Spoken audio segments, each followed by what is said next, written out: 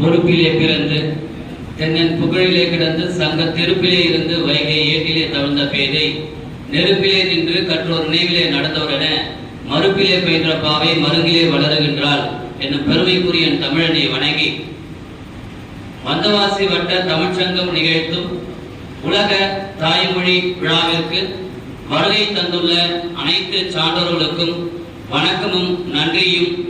நெல்மணி எப்படி பூமியை பார்த்து தலவணங்கி நன்றியை தெரிவித்துக் கொள்கிறதோ அந்த வகையிலே நானும் என்னுடைய வணக்கங்களையும் நன்றிகளையும் உங்களுடைய தாளை பணிந்து தெரிவித்துக் கொள்கிறேன். நன்றி, வணக்கம். அடுத்ததாக இந்த நிகழ்விலே பொருளும் பொருளும் அழகாக எடுத்துரைத்த கிருஷ்ணன் ஐயா அவர்களுக்கும் நிகழ்ச்சி தொடர்பாளர் அவர்களுக்கும் என்னுடைய வணக்கங்களை தெரிவித்துக் கொள்கிறேன். வரவேற்புரை நல்கிய தனக்கே உரிய இயல்பான குணத்திலே வரவேற்புரை நல்கிய திரு சாமி பிச்சாண்டி அவர்களுக்கும் துணைத் தலைவர் அவர்களுக்கும் வணக்கங்களை தெரிவித்துக் கொள்கிறேன். சமீபத்தில் முனைவர் பட்டம் பெற்று தமிழ்ச்சங்கத்திற்கு ஒரு தூண்டுகோலாக எங்களை போன்று ஆய்வாளர்களுக்கு ஒரு உந்துதலாக இருக்கக்கூடிய ஒரு முன்னோடி, எங்களுக்கெல்லாம் உதாரணமாக திகழக்கூடிய நம்முடைய தலைமை உரை ஆற்றி அமர்ந்திருக்கக்கூடிய நல்ல செல்வர் செந்தமிழ் செல்வர் முனைவர் திரு வே சிவராமகிருஷ்ணன் ஐயா அவர்களுக்கும் வணக்கங்களை தெரிவித்துக் கொள்கிறேன்.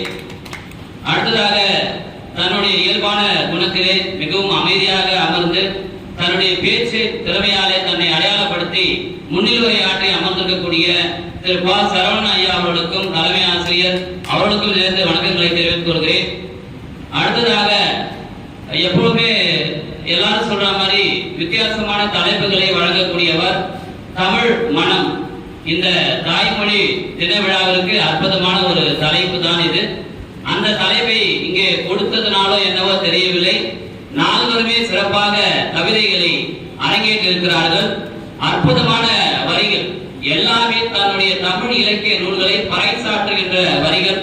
அந்த வகையிலே சீரார்ந்த செம்மொழியே இளந்தமிழே மேன்மை மொழியே நற்றமிழே என்னும் தலைப்பில் தமிழ் மொழிக்கு பாமாலை சூட்டி அமர்ந்திருக்கக்கூடிய கவிமாலை பாடிய அனைத்து கவிஞர்களாகிய திரு கோ ஸ்ரீதர ஐயா அவர்களுக்கும் திரு கா சங்கர் ஐயா அவர்களுக்கும் திரு கவிஞர் எழுத்தாளர் மா கதிரொலி ஐயா அவர்களுக்கும் திரு கு ராமஜெயம் ஐயா அவர்களுக்கும் இந்த நேரத்திலே வணக்கங்களை தெரிவித்துக் கொள்கிறேன். அடுத்ததாக எனக்கு எப்பொழுதுமே ஒரு ஆச்சரியம், இந்த தமிழ்ச்சங்கத்தில் அவர் மைக்கு முன்னாடி வந்து பேசினார்னா ஒரு வித்தியாசமா இருக்கும், ஒரு சிங்க கர்ஜனை. அந்த வகையிலே சிறப்பான ஒரு தொகுப்பறை வழங்கி கொடுக்கக்கூடிய நம்முடைய கேப்டன் என்ற சிறப்பு பெயர் பெற்றக்கூடிய தளபதி மு பிரபாகரன் ஐயா அவர்களுக்கும் வணக்கத்தை தெரிவித்துக் கொள்கிறேன். அதோடு நிலைய பரிசு வழங்கக்கூடிய அருமை நண்பர், சமீபத்தில் எனக்கு பழக்கமாகி இப்போது எங்களுடைய இணைந்திருக்கக்கூடிய பேராசிரியர் திரு லிங்கேஸ்வரன் ஐயா அவர்களுக்கும் இந்த நேரத்தில் வணக்கத்தை தெரிவித்துக் கொள்கிறேன்.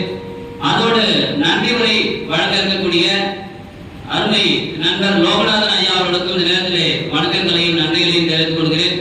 அதைவிட ஐயா அவர்கள் சொன்னார், ஆய்வரங்கம் என்றாலே கூட்டம் குறைவாக தான் இருக்கும். ஏன்னா ஆய்வரங்கம் நீங்க எங்கு சென்றாலும் கூட்டம் குறைவாக தான் இருக்கும். ஆனால் வந்திருப்பவருடைய எண்ணங்கள் உயர்வாக இருக்கும், அறிவு விருத்தியாக இருக்கும். அந்த வகையிலே வந்திருப்பவர்கள் எல்லாருமே இந்த உலக தாய்மொழி நாளை சிறப்பிக்க வந்திருக்கக்கூடிய நல் முத்துக்கள் என்று சொல்லி அவர்களையும் இந்த நேரத்திலே அவர்களுக்கும் வணக்கத்தை தெரிவித்துக் கொள்கிறேன். அதோடு எப்பொழுதும் என்னை வகுப்பறையிலே பார்த்த மாணவர்கள் இங்கே வந்தவாசி வட்ட தமிழ்ச்சங்க மேடையிலும் அவர்கள் அறிமுகப்படுத்த வேண்டும், அவர்களுக்கும் அந்த ஆர்வம் வர வேண்டும் என்ற வகையிலே அவர்களையும் வர வைத்திருக்கிறேன். அவர்களுக்கும் இந்த நேரத்திலே வணக்கங்களையும் நன்றிகளையும் தெரிவித்துக் கொள்கிறேன். அற்புதமான ஒரு நிகழ்வு, உலக தாய்மொழி தின விழா. அது குறித்து முன்னிலை உரை ஆற்றியவர் ரொம்ப அழகாக அதை பத்தி சொல்லியிருந்தாரு. அதோடு இந்த நிகழ்ச்சியில தமிழ் வளர்த்த சான்றோர்கள் அப்படின்னா எல்லாரையும் நாம சுருக்கமா சொல்லிட முடியாது. எல்லாருமே தமிழ் வளர்த்த சான்றோர்கள் தான். இந்த அவையில் இருக்கக்கூடிய நாம் அனைவருமே தமிழ் வளர்த்த சான்றோர்கள் தான். ஆனா நாம இப்பொழுது நிகழ்காலத்துல இருக்கிறோம். அதனால கடந்த காலங்களில் இருக்கக்கூடியவங்களை பார்த்து நாம இப்போ நினைத்து பார்க்க வேண்டும் என்ற வகையிலே ஒரு குறிப்பிட்ட எல்லையிலே என்னுடைய இந்த உரையை நிகழ்த்தலாம் என்று நினைக்கின்றேன்.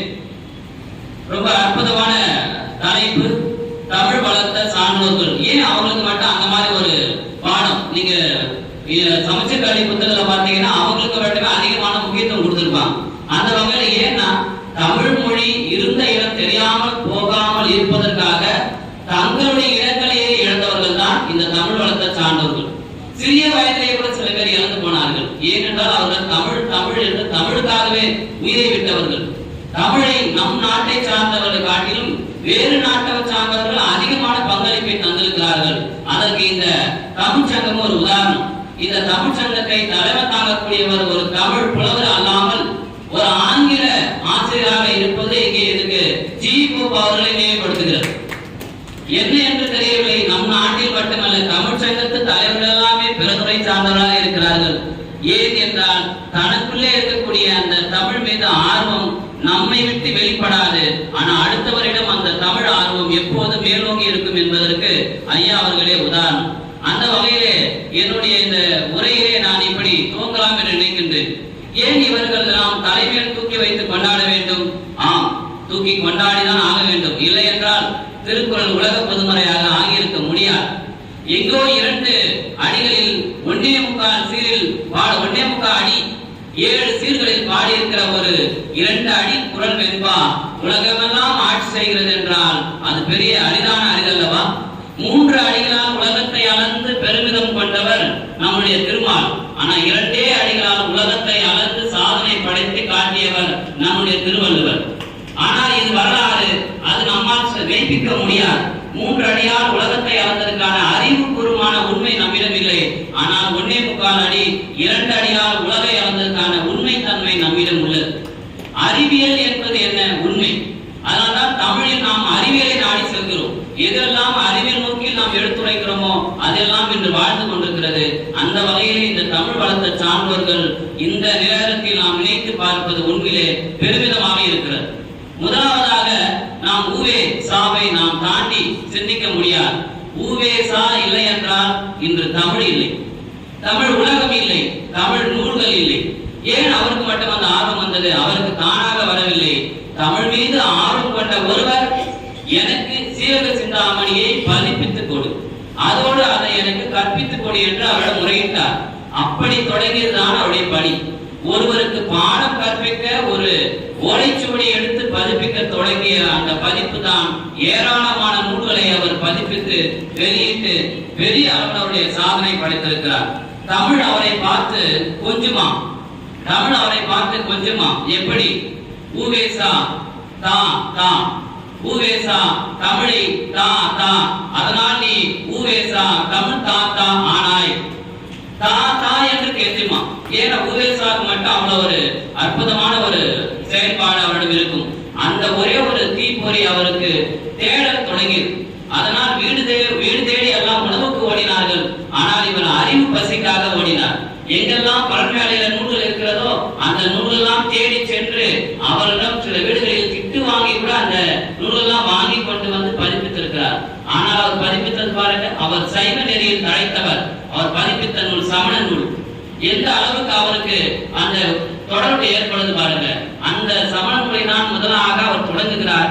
ஏற்கனவே அந்த சீரக சிந்தாமணிக்கு அதை உரை எழுதும் போது ரசித்து சுவைத்து உரை எழுதிய நச்சர் 2 முறை உரை எழுதுகிறார். ஒரு முறை உரை எழுதினால் இவருடைய தன்மையை குறைத்து விடுவோம் என்று சொல்லி 2 முறை நச்சரார்கள் உரை எழுதினார். அந்த நூலை தான் முதலாவதாக அவருடைய குருநாதர் கேட்கும் போது அவருக்கு பதிப்பித்து அதை சொல்லி விரும்புகிறார். அந்த அடிப்படையிலே ஊவேசா அவர்கள் பல நூல்களை தொடர்ந்து பதிப்பித்து போயிருக்கிறார். அந்த வகையில் அவர் பார்த்தீங்கன்னா சேலம் ராமசாமி என்கிறவர் தான் அவருக்கு மிகப்பெரிய ஒரு ஊன்றுகோல். அவர் தான் இந்த முதலாவதாக அவர் பதிப்புக்கு அவரை ஆயத்தப்படுத்துகிறார். அதோட வந்து பார்த்தீங்கன்னா சுவடி தேடும் பணியில தான் அவருடைய பணியை ரொம்ப ரொம்ப நீண்ட தூரமாக போகிறது. சுவடி தேடும் பணி அவருக்கு கருப்பாக இருக்கிறதா, சுவடி தேடும் பணி கருப்பு போல இருக்கிறதா. நாமெல்லாம் ஓய்ந்து போய்விடும். ஆனால் அவருக்கு அது அதீத ஒரு பெரும் பங்காக மாறியது. அதோட வந்து பாத்தீங்கன்னா மகா மகோ வாத்தியாயா என்கிற பட்டம் அவருக்கு அரசு வழங்கியது. நான் சில ஆண்டுகளுக்கு முன்னாடி இந்த வார்த்தைக்கு நான் பொருள் தேடியது கிடையாது. ஏதோ மகா மகோ வாத்தியாயா ஏதோ ஒரு வடமொழி பேர் போல அப்படின்னு நான் நினைச்சிட்டேன். ஆனா என்ன அதனுடைய பொருள் என்று கேட்டால் மகா மகோ வாத்தியாயா அப்படின்னா பெரும் பேராசிரியர். பெரும் பேராசிரியர், ஆசிரியர், அடுத்த நிலை பேராசிரியர், அதுக்கு அடுத்த நிலை பெரும் பேராசிரியர். அப்ப உவேசா அவர்களுக்கு பெரும் பேராசிரியர் என்று பட்டம் வழங்கி சிறப்பித்தது நம்முடைய தமிழக அரசு என்றால் அது சால பொருத்தமாக நாம் சொல்லலாம். அந்த வகையிலே அடுத்ததாக அவர் வந்து பாத்தீங்க அப்படின்னா நிறைய சங்க இலக்கிய நூல்களை பதிப்பித்தார். 87 வயது வரை வாழ்ந்த அவர் 87 நூல்களை பதிப்பித்தார். 87 வயது வரை வாழ்ந்த அவர் 87 நூல்களை பதிப்பித்தார். இந்த வரலாறு ஒரு சிலருக்கு தான் பொருந்தும், இந்த வரலாறு ஒரு சிலருக்கு தான் பொருந்தும். அது தமிழ் மீது ஈடுபாடு கொண்டவருக்கே அது அமையும் என்பது அழகாக நமக்கு தெரிகிறது. அதோடு மட்டுமில்லாமல் இவர் வந்து சுதேசத்தினுடைய உதவி ஆசிரியராக இருந்த அவருடைய சீனிவாசனுடைய பேரன், அவர் பேர் வந்து பார்த்தா சுந்தர ராகவன். அவர் என்ன பண்றாரு, கடைசி காலங்கள்ல ஊவேசா கிட்ட போய் கேட்கிறார், ஒருவேளை உங்களுக்கு மறுபிறவி கொடுத்தால் என்ன செய்வீர்கள் என்று கேட்ட போது, எனக்கு மறுபிறவி என்று ஒன்று வந்தால் மீண்டும் சிறுவனாக பிறக்க ஆசைப்படுகிறேன். ஏனென்றால் இதே முதுமையில் என்னால் அனைத்து நூல்களையும் விட்டபடி தொடர முடியாது. மீண்டும் சிறிய வயதிலிருந்து பிறந்து மீண்டும் இந்த ஓலைச்சுவடிகளை நான் தொடுத்து நான் அதை பதிவு செய்ய வேண்டும் என்று அவர் ஆசைப்பட்டார். அந்த அளவுக்கு ஊவேசாவுடைய பங்கு மிகப்பெரிய பங்காக நாம் கவனத்தில் கொள்ள வேண்டும். அதோடு அவர் ஒருவேளை அவர் அந்த ஓலைச்சுவடிகளை கண்டிப்பாக தேடி போகாமல் இருந்தால் என்ன நடந்திருக்கும்? 18ஆம் பெருக்கிலே நீரிலே மூழ்கி போயிருக்கும், அல்லது நெருப்பிலே அழிந்து போயிருக்கும், அல்லது கரையானிலே அது கிடந்து போயிருக்கும். இந்த மூன்றிலுமே நிச்சயமாக அது அழிந்து போயிருக்கும். அவர் தேடி சென்றதால் தான் இன்று தமிழ் மொழியானது சாகா வரம் பெற்றிருக்கிறது.